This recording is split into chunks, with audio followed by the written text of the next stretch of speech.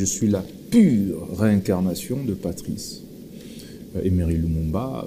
Vous venez de dire ici comment vous ressemblez à Lumumba, vous avez donné toutes les caractéristiques, mais j'ai peur d'une chose. De la même manière, le cheminement de Lumumba, je crains que la finalité soit la vôtre. Ne craignez-vous pas ça? Laquelle? J'ai peur. De quoi? De finir comme Lumumba. Comment? De finir comme Musée. Parce que je trouve que vous êtes un révolutionnaire, et vous connaissez bien ce qu'il dit, la révolution bouffe ses propres enfants. Lumumba s'est battu pour ce pays. Qu'est-ce que l'Occident a fait? Vous avez la réponse. Musée s'est battu pour ce pays. Un lumumbiste encore. Comment il a fini? Je crains que ce soit votre tour. N'avez-vous pas peur de cela? Parce que l'Occident n'accepte pas qu'un Africain réfléchisse comme vous réfléchissez là-bas. Je préfère vous dire la vérité en face. Est-ce que vous n'avez pas peur de ça? Je ne suis pas candidat pour faire plaisir aux Occidentaux. Je suis un candidat président de la République pour servir mon peuple. Je suis le seul candidat président de la République qui n'a jamais voulu fouler le sol occidental. Pourquoi?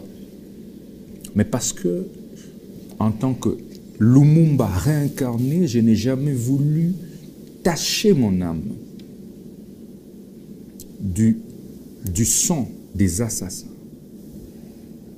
du sang des pilleurs, de ceux qui détruisent l'Afrique, de ceux qui tuent les révolutionnaires africains.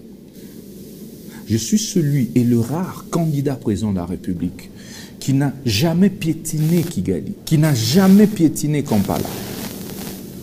Non pas par manque de moyens, mais par conviction. Ça veut dire, je n'ai jamais été en Europe, je n'ai jamais été aux États-Unis, je n'ai jamais été chez les Occidentaux. Je suis décomplexé, je suis d'une autre génération.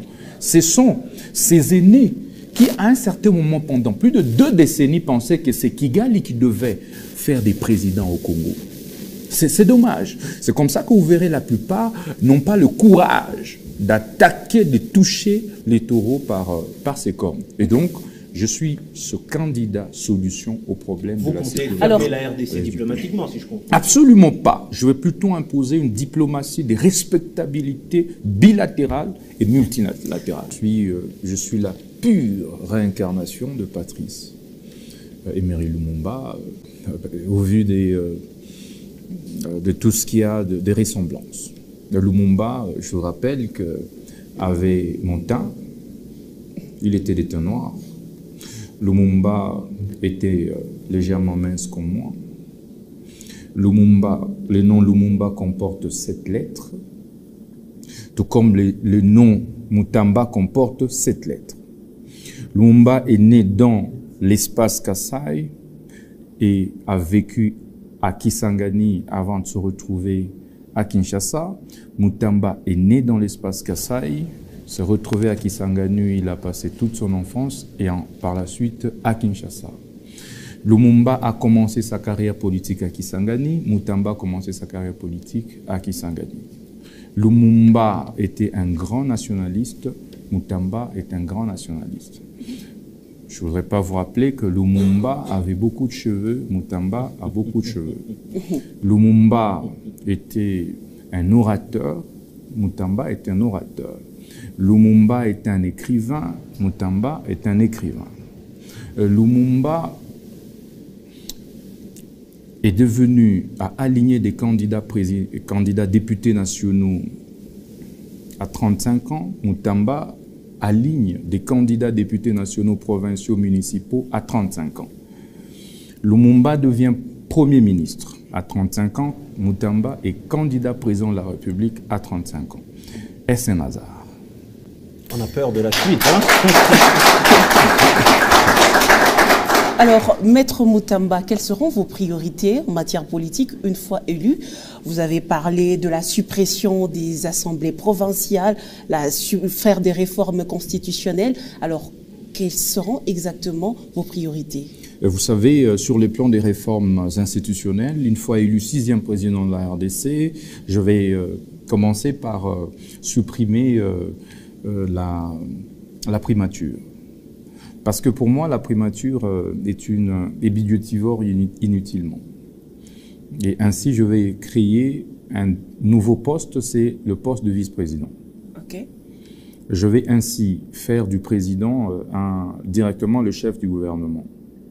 Une fois élu président, je vais supprimer ce système de mandat une fois renouvelable.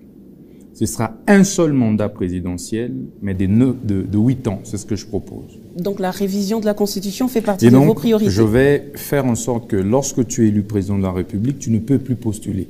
Mais ça ne dépend pas que de vous. Pourquoi tu ne peux plus postuler? Parce que vous-même, vous voyez, parfois, l'on confond le candidat président de la République à l'institution président de la République. Et tu ne peux plus postuler parce que l'organisation quinquennale du cycle électoral fait perdre à l'État des millions et des millions d'argent pour rien. Parce que la première année, c'est généralement en Afrique une année de contestation. La dernière année, c'est l'année électorale. En réalité, on ne gère que pendant 3 ans et non 5 ans. On n'a pas assez de temps pour implémenter sa vision. Et donc, pratiquement, techniquement, moi je propose que le président de la République soit élu pour un mandat de 8 ans. Un seul mandat non renouvelable, mais de 8 ans. Tu as fait tes 8 ans après, allez, tu prends tes clics et tes claques, tu pars. N'est-ce pas? Oui, ça veut dire que tu ne peux plus voler, tu ne peux plus faire quoi que ce soit, etc. Tu vas travailler parce que tu sais qu'après, tu seras jugé sévèrement. Mais pour pouvoir limiter son pouvoir, je propose ce qu'on appelle en droit américain l'impeachment, droit constitutionnel américain.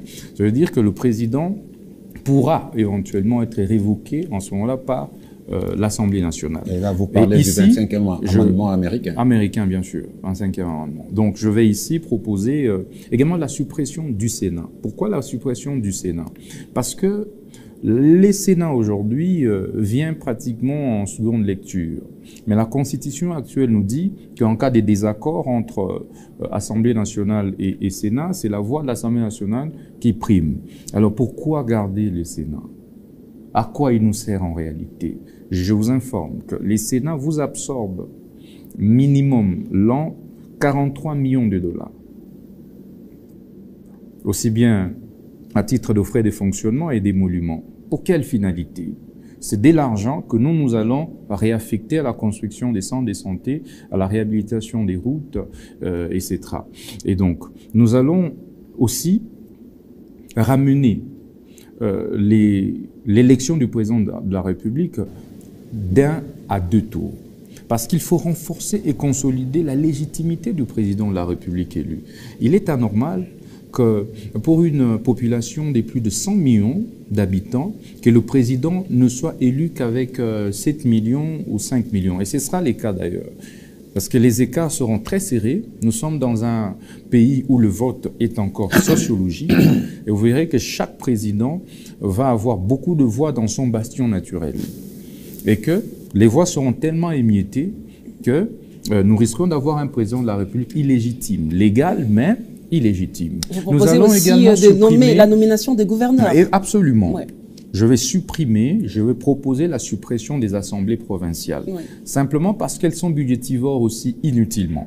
Vous verrez que la plupart des assemblées provinciales, je vous informe que c'est Vinci Assemblée provinciale qui régorge près de 785 députés provinciaux qui absorbent un minimum de 120 millions de dollars en raison de 60 millions frais de fonctionnement, 60 millions comme émoluments. Inutilement. Et la plupart de ces assemblées ne produisent même pas des édits, pas un seul édit produit. Pendant 5 ans. À quoi servent-elles en réalité? Tout cet argent-là, nous allons les réaffecter aux secteurs prioritaires, aux secteurs vitaux. Nous allons supprimer également les exécutifs provinciaux. Ainsi, nous proposerons désormais la nomination des gouverneurs par le président de la République. Ceci pour répondre à cette problématique de tribalisme qui bat son plein aujourd'hui dans notre pays, où les gouverneurs doivent être forcément originaires de sa province. Et pour vous, les gouverneurs doivent être non originaires. Nous allons supprimer comme dans le ça, temps de Mobutu. En effet, et des gouverneurs devront être des non originaires. Vous venez de dire ici comment vous ressemblez à Lumumba, vous avez donné toutes les caractéristiques, mais j'ai peur d'une chose. De la même manière, le cheminement de Lumumba, je crains que la finalité soit la vôtre. Ne craignez-vous pas ça? Laquelle? J'ai peur. De quoi? De finir comme Lumumba. Comment? De finir comme Musée. Parce que je trouve que vous êtes un révolutionnaire et vous connaissez bien ce qu'il dit. La révolution bouffe ses propres enfants. Lumumba s'est battu pour ce pays. Qu'est-ce que l'Occident a fait? Vous avez la réponse. Musée s'est battu pour ce pays. Un lumumbiste encore. Comment il a fini? Je crains que ce soit votre tour. N'avez-vous pas peur de cela? Parce que l'Occident n'accepte pas qu'un Africain réfléchisse comme vous réfléchissez là-bas. Je préfère vous dire la vérité en face. Est-ce que vous n'avez pas peur de ça? Je ne suis pas candidat pour faire plaisir aux Occidentaux. Je suis un candidat président de la République pour servir mon peuple, pour libérer mon peuple.